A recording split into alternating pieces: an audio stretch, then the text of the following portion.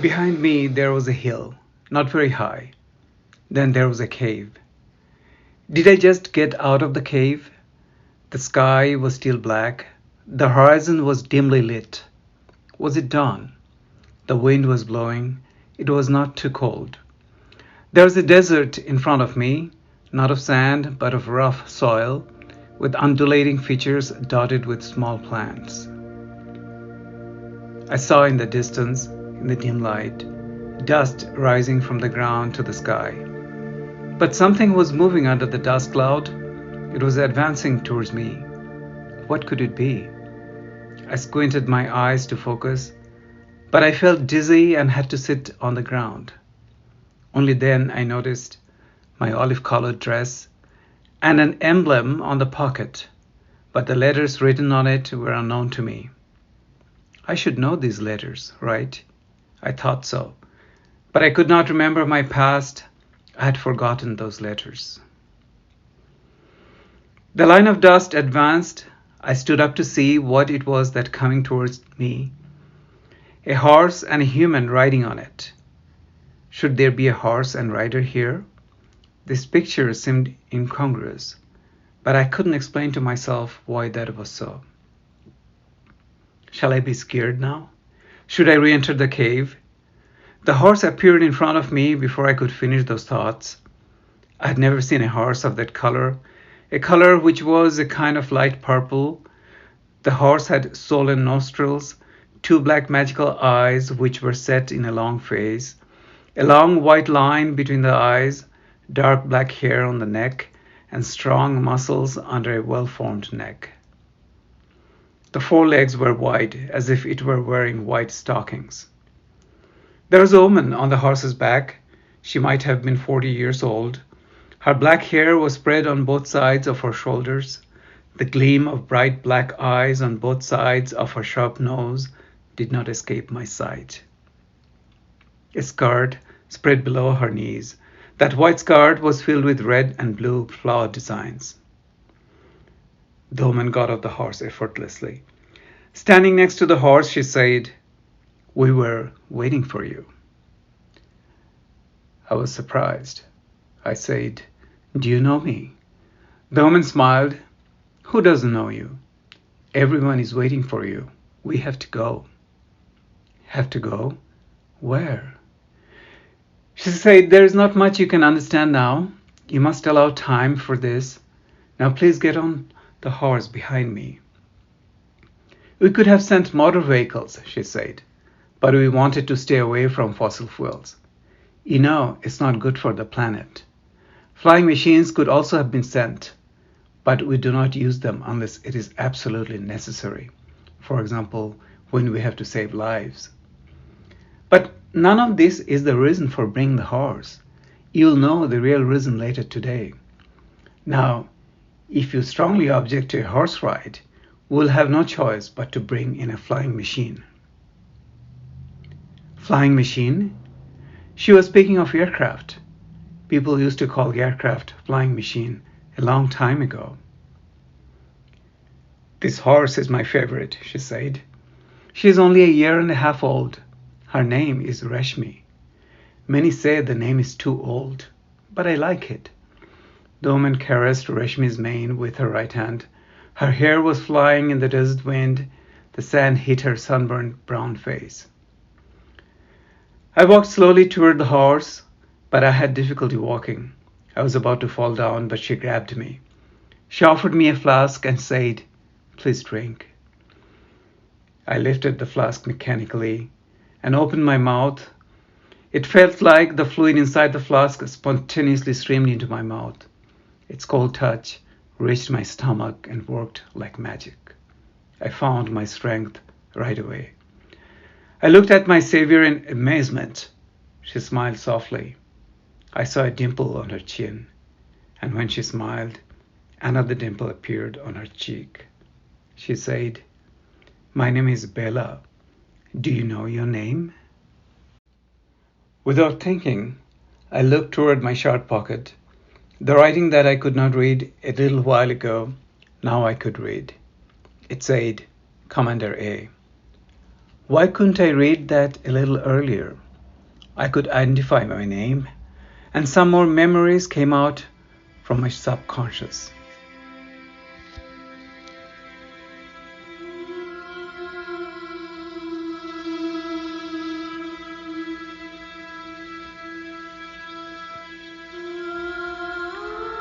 There are two saddles on Reshmi's long back. Bela put her foot on the stirrup and said, "Look, how I'm getting up. There is a separate stirrup attached to your saddle." I put my left foot in the stirrup. Bela climbed up and grabbed me with her left hand. I scrambled to put my right foot on the other side of the horse. Bela said, "Great. Now hold on to the raised portion of the saddle. Reshmi can run fast." I called it a desert, but there are many plants in it. Reshmi walked through the hills in such a way that it seemed she knew I was not used to riding a horse. Sometimes, of course, she would break into a trot. I enjoyed that too. Throughout this time, many more things gradually became clearer in my mind. I said, I was put in a cryogenic cooling box in the year 2501. The year I should have woken up was set to 3001, exactly 500 years later. The building in which I was housed was at the center of a large city. Where did that city go? Bela smiled a gentle, sad smile. She said, "You're not ready for this answer yet." 10 other people were also put to sleep in cryogenic boxes. Most of them, of course, should have woken up long ago. But 2 should have woken up with me. Where are they? Bela suddenly became anxious. I can't say for sure. No, I don't really know. I could not know. I didn't understand why Bela wouldn't know that. She had known very well that I was going to wake up today. I said, they were all in different rooms of the same building, and there were 2 people in my room who were supposed to wake up with me. Where did their cryogenic reservoirs go? If that building was destroyed, my box must have been rescued from there. Is it possible that their boxes could not be rescued?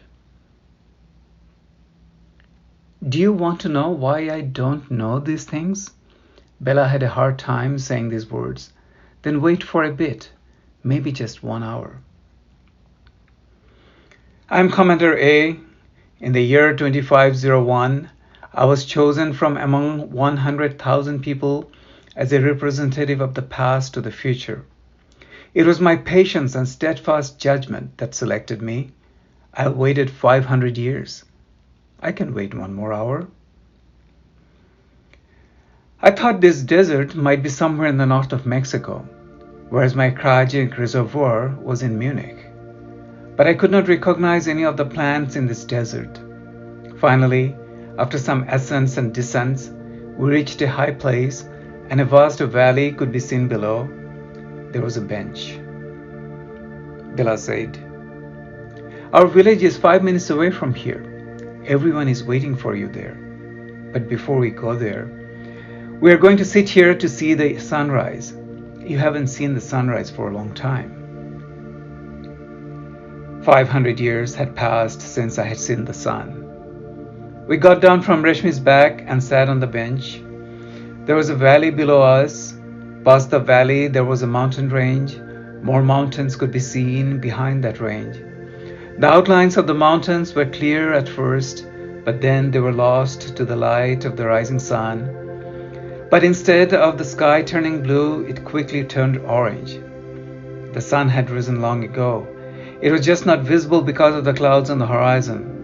When it finally ascended over the top of the cloud, it looked quite large and impossibly orange. Had the sun changed in 500 years? No, there was no possibility of the sun changing in 500 years.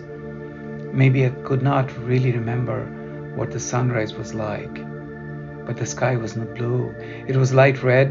Maybe it could be called orangish, and the horizon seemed to be glowing in fire. "What's going on?" I muttered. Bela said, "You're not supposed to know this sun." "Not supposed to?"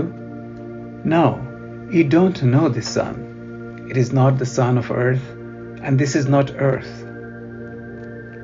I could not make any sense of Bela's words, but I was a representative of the past, and it was my job to represent the past to the future. I needed to understand this new world. This new world had sent Bela as their representative. I did not just trust her. I said, then it's not just 500 years that have passed since I entered that cryogenic reservoir. It must have been many more years. Right, said Bela. We could not travel to another solar system in just 500 years. I think the political situation on Earth deteriorated after you fell asleep. Your box was then removed to a secret location, and a new date was set for waking you up. Why do you say, I think? Don't you have a record of the history of that time? My question seemed to bother Bela very much. She said, you asked me what happened to the other two who were with you. I said, I don't know. Do you know why I don't know? Because after the year 2501, not 500 years, but 45,000 years have passed. It is not easy to know what happened on another planet 45,000 years ago. Bela's words made my head spin. My morning weakness returned, and I muttered, of course. It would take many years to get to another planet outside the solar system. But why was not I wakened up much earlier? Bela sat in front of me, held my hands, and said, what I have heard is that every time they try to wake you, there was a war, an act of terrorism, a natural disaster, an epidemic, or political upheaval. But during all this turmoil, science also progressed. That's why you could be kept alive for thousands of years. 45,000 years? Everything I knew before is gone. But where are we now? We are 10 light years away from Earth. The name of that star is Epsilon Eridani. Spectra-wise, it's a K-type star. Its surface temperature is lower than that of the Sun's.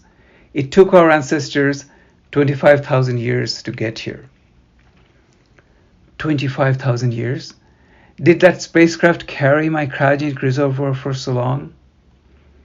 Bela released my hands, got up and sat next to me.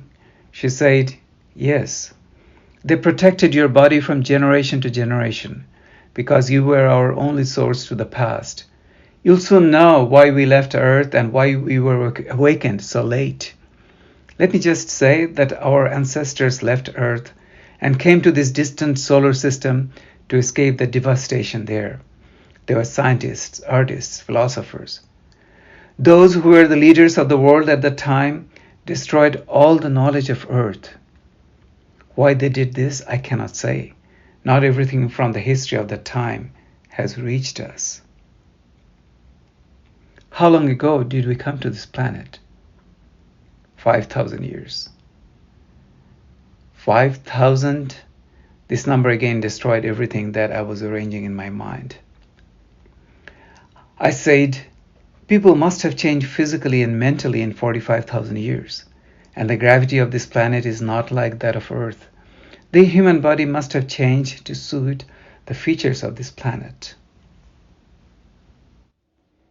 Bela said, of course it has changed. You'll hear the story of that change as we finish our journey to the village. The intensity of X-rays increases when the sun rises above your head, so it is best to stay indoors, at least for the three of us.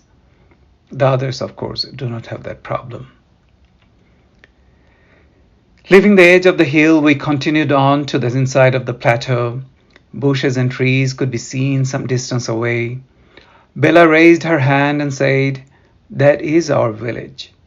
Then she said, everyone is waiting for you. Don't be afraid to meet them. Over the last few thousand years, we have been using inorganic metallic alloys or carbon compounds instead of biological organs to protect us from Epsilon Eridani's X and gamma rays, and particle radiation. Later, the functions of a wide variety of human cells, starting with neurons in the brain, were replaced by electronic gates. We no longer look like humans on Earth. It is not only to protect us from the harmful radiation of the sun, but also to prolong our life. Just take my age. I'll be 500 years old soon. Bela's words no longer seemed believable. Bela said, "So you had to wake up this morning. For the last 10 years, we have been preparing for this moment. We wanted to welcome you as the people of your world would have welcomed you. We researched what a 40-year-old human woman should look like 45,000 years ago. We placed biological layers on my metal compound structures accordingly. Our engineers have done a very good job, haven't they? And it has taken me a decade to recover your language. Our artificial intelligence was able to recover the lost language from the information that came from Earth on our spacecraft." I held the top of the saddle tightly. Bela was thinking of something far away. I muttered, "And Reshmi?" Bela said, "The case is the same with Reshmi. There were no horses on this planet. It took many years to make Reshmi. Do you know what happened? We had no idea what kind of vehicle you used in your time. That is, we did not know whether you used mechanical cars or flying machines. In the end, we decided on a horse because we had enough information about the horse." "This is what I was saying earlier," Bela continued. "X-rays are not a problem for our general population, as they have only inorganic structure. But it's a problem for just the three of us here." I caressed Reshmi's purple-haired skin. There was inorganic compound under that skin. I could not believe Bela's words. I wanted to reach out and touch Bela's shoulder under her dress. I wanted to find sweat beads on Bela's neck above her flowered dress. At that moment, it seemed, a red glow was coming out of Bela's body. Bela said, "But I found the names Bela and Reshmi. Those are the names of your time, aren't they? Do you like them?" I kept quiet. As we entered Bela's village, they came out to greet me from their small one-story houses. The red glow of their bodies could be seen from afar. I raised my right hand to greet them. I noticed that the back of my palm was also glowing in bright red. Then I understood why I could not read my name, Commander A, when I woke up, but could read it later. I touched my head. What was inside there? I realized that my body structure had been transformed into inorganic compounds long ago. I muttered, "Can a human being live for 45,000 years?" Bela must have heard my words, but I could not see her face. I imagined her gentle smile, that smile which made a dimple on her cheek. By then, Epsilon Eridani had risen high above in the sky.